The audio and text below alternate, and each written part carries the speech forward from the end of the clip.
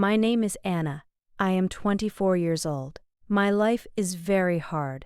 I have no money. I have many debts. Today, I am marrying a man. He is 40 years older than me. His name is Thomas. He is very rich. He has a big house. He has black cars. He has millions of dollars. Last night, I was in his big house. He looked at me. His eyes were old but very smart. He asked me a hard question. "You only want my money," he said. I looked into his old eyes. My heart beat very fast. I did not want to go back to my poor life. No, I lied. He did not move. He only smiled. Did he know my lie? Did he think I will take his money and run away? I did not know, but today I signed the paper. Now I am the wife of a rich stranger. What will happen to me now? Let me tell you my story. Let me tell you about before. 6 months ago, my life was different. I lived in a very small room. The room was cold. The window was broken. The wind came inside every night. I slept under a thin blanket. I was always cold. I worked in a big hotel in the city. The hotel was very beautiful. It had gold doors. It had red carpets. Rich people came to the hotel. They wore nice clothes. They smelled like expensive flowers. I did not wear nice clothes. I wore a gray uniform. It was old and ugly. My shoes had holes in them. When it rained, my feet were wet. I was a cleaner. I cleaned the floors. I cleaned the big windows. I cleaned the tables in the restaurant. My work was very hard. I worked 10 hours every day. Sometimes I worked 12 hours. My hands were red and dry. My back hurt every night. The manager of the hotel was a bad man. He shouted at me a lot. "Clean faster, Anna," he said. "Do not look at the rich people." I kept my head down.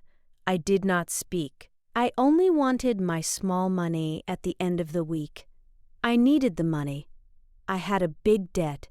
My father died 2 years ago. He left me with a lot of debt. Bad men came to my door. They wanted their money. I was very scared. Then I saw him. I saw Thomas. It was a rainy Tuesday. I was cleaning a table in the hotel cafe. Thomas walked in. He wore a long, dark coat. He had gray hair. He walked slowly with a walking stick. He sat at a table near the big window. He ordered black coffee. He did not look at his phone. He did not read a book. He only looked outside at the rain. I cleaned the floor near his table. I looked at him. He looked very sad. He looked very lonely. Then he turned his head. He looked at me. I stopped moving. I was afraid. Did I do something wrong? Will he call the manager? But he did not look angry. He just looked at me. His eyes were soft. I looked down quickly. I walked away. The next day he came again. He sat at the same table. He ordered the same black coffee.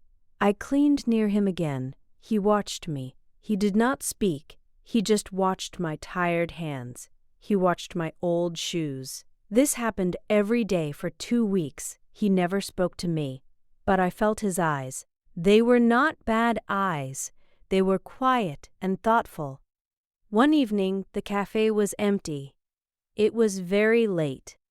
I was very tired. I wanted to go home and sleep. I walked to his table to clean it. Thomas was not there. He went home. But he left something on the table. It was a white envelope. It had my name on it. For Anna, it said. My hands shook. I opened the envelope. Inside, there was a lot of money. More money than I make in 1 month. And there was a small white card. The card had an address on it. And one sentence. Please come to this house tomorrow at 6 p.m. Thomas. I held the money in my hand. I looked at the door. My heart beat very fast. Why did he give me this money? What did he want from me? I was scared, but I was also hungry, and my shoes were wet. I put the envelope in my pocket. I knew my answer. I will go.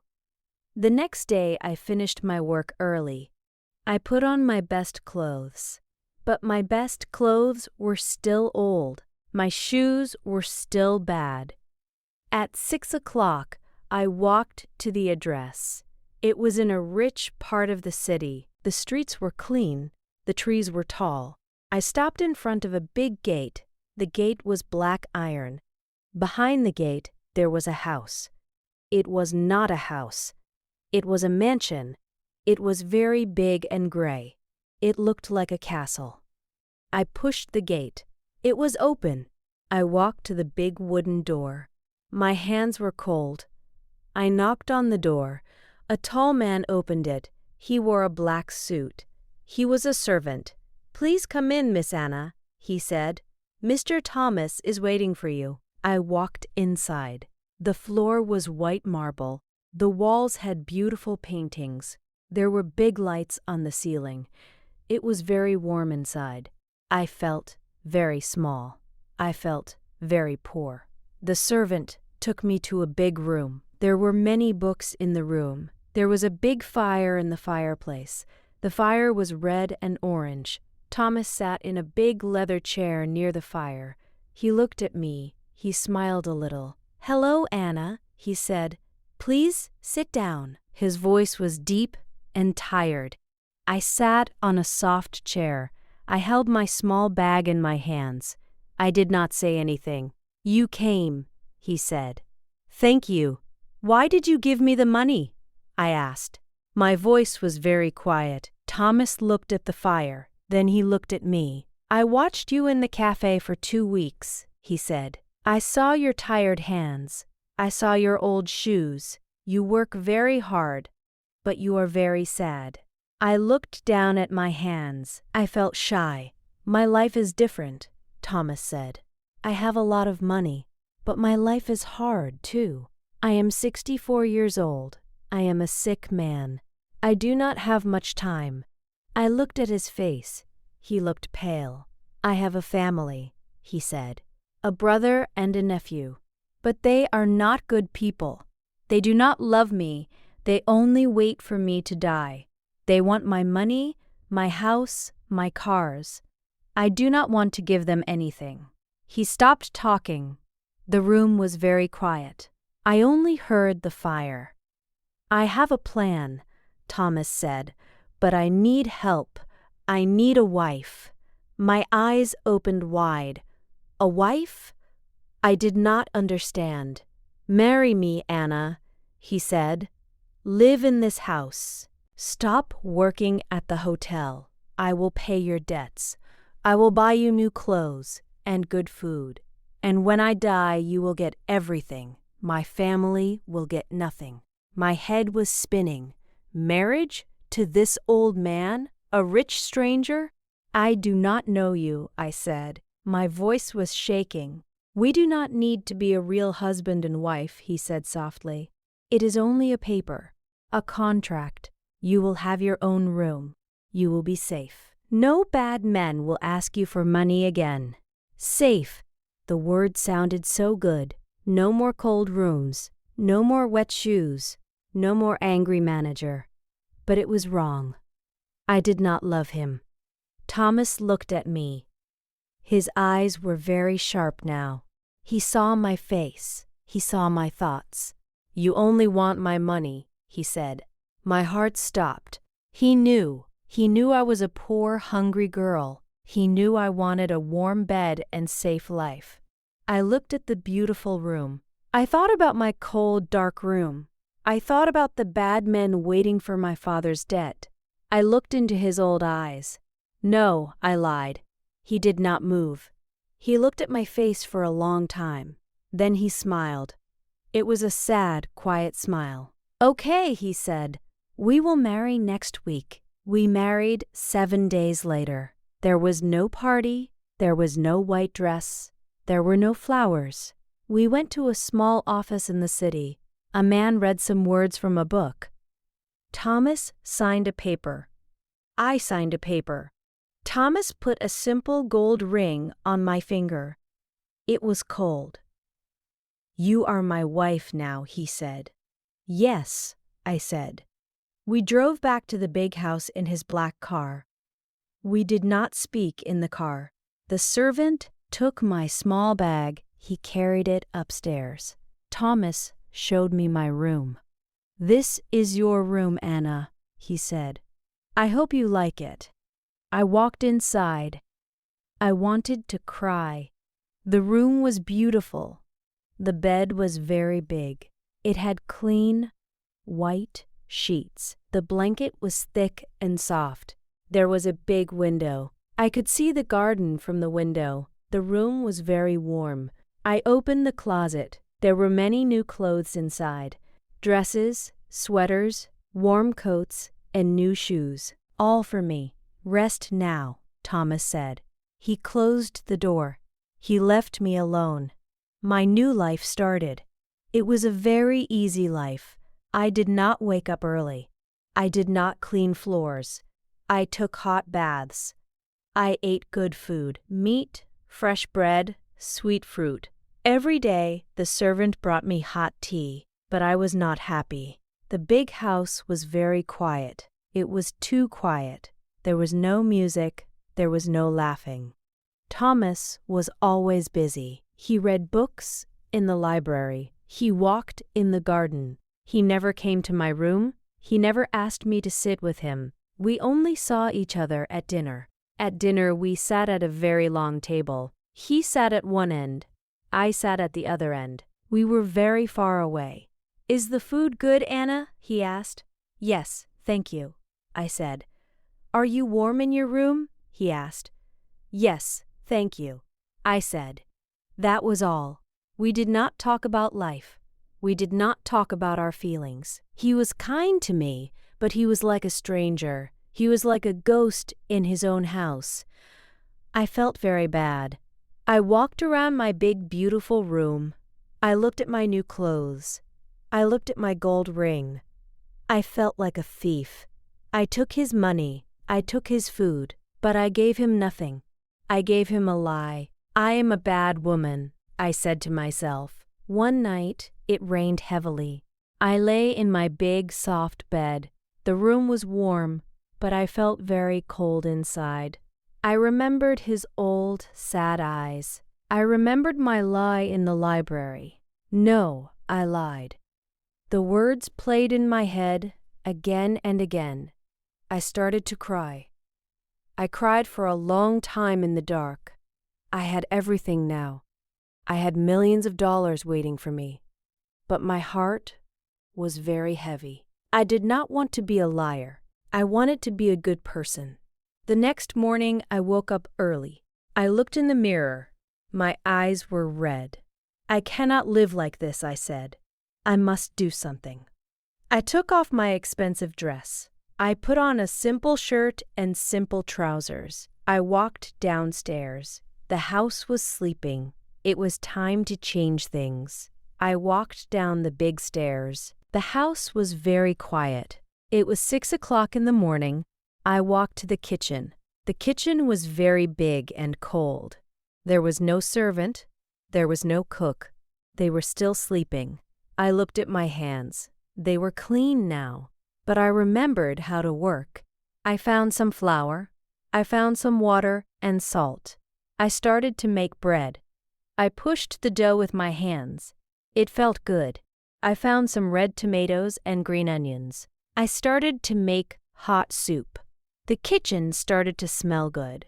It smelled like warm bread and fresh soup. It smelled like a real home. Suddenly, I heard a sound. I turned around. Thomas stood at the door. He wore a gray sweater. He looked surprised. He looked at the flour on my hands. He looked at the hot soup. "Anna," he said, "what are you doing?" "I am cooking," I said. "You do not need to work," he said. His voice was soft. "You have money now. The servants can cook." I looked down. "I know," I said, "but I want to work." I do not want to sit in my room all day. I feel useless. I want to do something for you."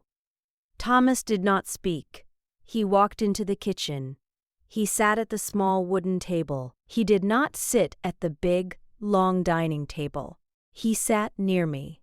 "Can I have some soup?" he asked. I smiled a little.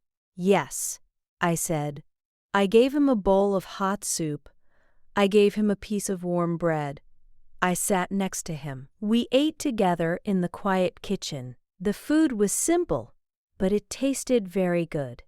"This is very good, Anna," he said. He looked at me. His eyes were not sad today. They were bright. "Thank you," I said. After that morning, everything changed. I did not stay in my room. I worked in the house. I helped the gardener with the flowers. I cleaned the dust from the old books in the library. Thomas started to spend time with me. In the afternoons, we sat in the garden. He told me about the trees. He told me about his life when he was young. He was a poor boy once. He worked very hard to get his money. In the evenings, we sat in the library. He read books to me. His voice was deep and calm. I liked his voice. Sometimes he played the big piano. The music was very beautiful. I stopped looking at his big house. I stopped thinking about his millions of dollars. I started to look at his smile. I started to look at his kind hands. When he smiled, my heart felt warm. When he read to me, I felt safe. I was not a thief anymore. I was his friend. And maybe something more. 2 months passed. It was autumn now. The leaves on the trees were yellow and red. I was very happy. Thomas was very happy too. He looked stronger. He laughed more. But one day, the peace stopped. We were drinking tea in the living room. Suddenly, the big wooden door opened with a loud sound. 2 men walked inside. They wore very expensive suits. They looked very angry. One man was old.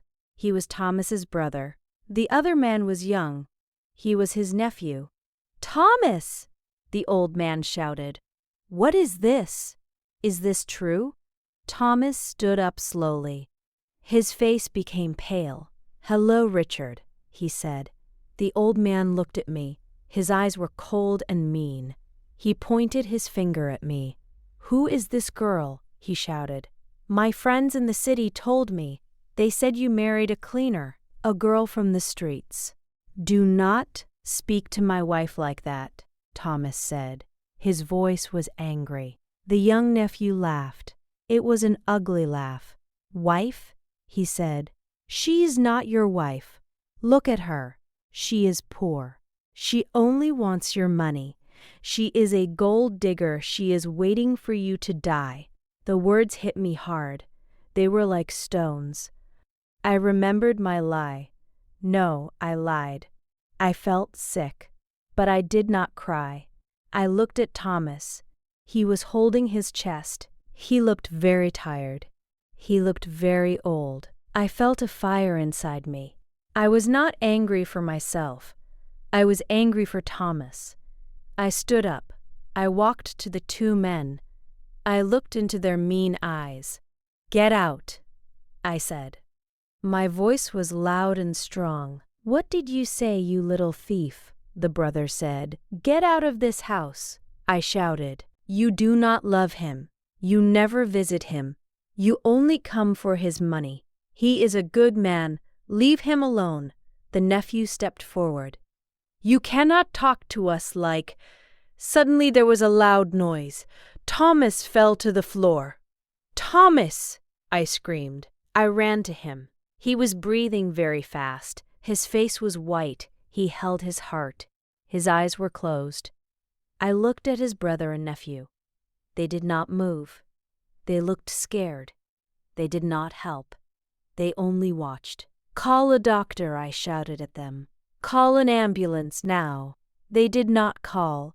They turned around. They ran out of the house. They left him on the floor. Cowards. I held Thomas's head. I cried. "Please, Thomas," I said. "Please do not die. I am here. Please." The servant ran into the room. He called the hospital. That night was the longest night of my life. I sat in a white chair in the hospital. The room was cold. It smelled like medicine. Thomas was sleeping in the bed. There were many machines near him. They made small beep-beep sounds. The doctor said his heart was very weak. He said the next few hours were very important. I did not sleep. I held his cold hand. I watched his face. I prayed. I did not pray for his money. I did not care about the big house or the new clothes. I only wanted his eyes to open. I only wanted to hear his voice. Morning came. The sun looked through the small window. Thomas moved his fingers. I jumped up. I looked at his face. Slowly, very slowly, he opened his eyes. He saw me. He tried to smile. "Anna," he whispered. Tears fell from my eyes. I could not stop them. I kissed his hand. "You are awake," I cried. "You are alive. You stayed," he said softly. "You did not run away." I shook my head. "I will never run away," I said. But my heart felt heavy. I remembered the ugly words of his brother. I remembered my big lie in the library. I could not keep the lie inside me anymore. I needed to tell the truth. "Thomas," I said. My voice was shaking. "I must tell you something. Something very bad." He looked at me. He waited. "Your brother was right," I cried. "I am a bad person. On the first day, in the library, I lied to you. You asked me if I only wanted your money. I said no, but it was a lie." The tears fell on his hand. "I married you for your millions," I said. "I was hungry. I was scared. I wanted a warm bed. I did not love you. I only wanted your money. I am so sorry. You can tell me to leave now. I will go. I will not take $1 from you." I closed my eyes. I waited for his anger. I waited for him to say go. But he did not get angry. He moved his hand. He touched my wet face. "Look at me, Anna," he said. I opened my eyes. He was smiling. His eyes were full of kindness. "I knew," he said softly. I stopped breathing. "You knew?" "Yes," he said. "I am an old man. I know the world. I knew you were hungry and scared. I knew you wanted safety. I knew the lie." "Then why?" I asked. "Why did you marry me?" "Because," he whispered, "I saw your good heart. I saw how you worked. I saw how you looked at the rain. You were poor, but you were kind. I wanted to give you a good life, and I hoped one day you will look at me, not my money." I put my head on his chest. I listened to his heart. It was weak, but it was beating. Beating for me. "I do not want your money, Thomas," I cried. "I only want you. I love you. It is not a lie. This is the truest thing in my life. I love you." He kissed my hair. "And I love you, Anna," he said. Many years passed after that day. Thomas did not die in the hospital. He became stronger. We went back to the big house, but it was not a quiet house anymore. We filled it with music, with flowers, and with laughter. His bad family never came back. We did not care. We had each other. I painted pictures in the garden. He read his books to me. We walked together every evening. Sometimes I still cooked soup and made bread in the big kitchen. People in the city talked. They said, "Look at that young girl. She married an old man for his money." But I only smiled. I did not care about their words, because I knew the truth. I married him for his millions. That was a lie, but my love for him, that is the truest thing in my life.